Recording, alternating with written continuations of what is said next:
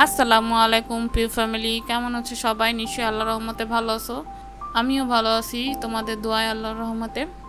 তো আজকে একটা ভিডিও নিয়ে আসছি, সেটা হচ্ছে যে আমার কাছে প্রায় অনেকেই প্রশ্ন করে থাকে যে আপু, আমি আমার বিড়াল নর্মাল খাবার খাচ্ছে, কিন্তু আমি চাচ্ছি ওকে ক্যাট ফুড খাওয়াতে, কোন ক্যাট ফুডটা ভালো হবে? অনেকে হচ্ছে যে আপু আমার মানে আমি অফিসে যাই, যারা কাজ করে বাইরে ঘরে থাকতে পারে না, তারা ক্যাট ফুড খাওয়াতে চাচ্ছেন। তো এই বিষয়টা নিয়ে আমি আজকে একটু কথা বলবো। যদি আপনার ঘরে কেউ না থাকে যে আপনার পোষা বিড়ালটাকে দেখাশোনা করার মতন, সারাদিন ওকে ক্যাট ফুড দিয়ে আর পানি দিয়ে আপনার সারাদিন আপনি বাইরে থাকবেন এমন হয়, তাহলে আপনার বিড়ালটা না পোষাই ভালো। কারণ বিড়াল হচ্ছে সারাদিন একা থাকতে পছন্দ করে না, আর এইরকম রেগুলার একা থাকা তো বিড়ালের মেন্টালি অনেক অ্যাগ্রেসিভ হয়ে যায়, অনেক সমস্যা হয়। যাই হোক, আমি এইটাতে আসবো না। তো আপনার বিড়ালটা না পোষাই ভালো।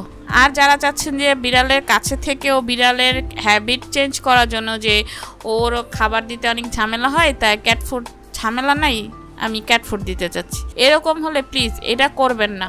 এটা ওর জন্য ভুল, আপনার জন্য ভুল। যদি আপনি ওকে আসলেই পছন্দ করে থাকেন, ওরে আসলেই আপনার নিজের বেবি মনে করে থাকেন, তাহলে এই কাজটা কখনোই করবেন না।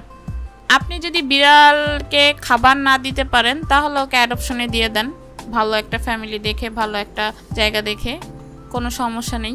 এখন আসি যারা হচ্ছে যে ওদের রেগুলার খাবার পাশাপাশি যারা ক্যাট ফুড দিতে চাচ্ছেন, যে আপু একবেলা আমি ক্যাট ফুড খাওয়াবো আর 2-3 বেলা ওরে নর্মাল খাবার খাচ্ছে, সমস্যা নেই, এতে কোনো সমস্যা নেই।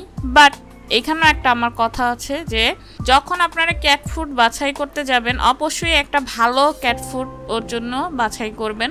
আপনি একটু ভেটের সাথে পরামর্শ করে নিতে পারেন, বা যারা আগে বিড়াল পালছে, অভিজ্ঞ আছে, তাদের সাথে আপনি আলোচনা করে নিতে পারেন যে কোন ক্যাট ফুডটা আমার ভালো হবে আর আপনার অ্যাবিলিটির মধ্যে পড়বে।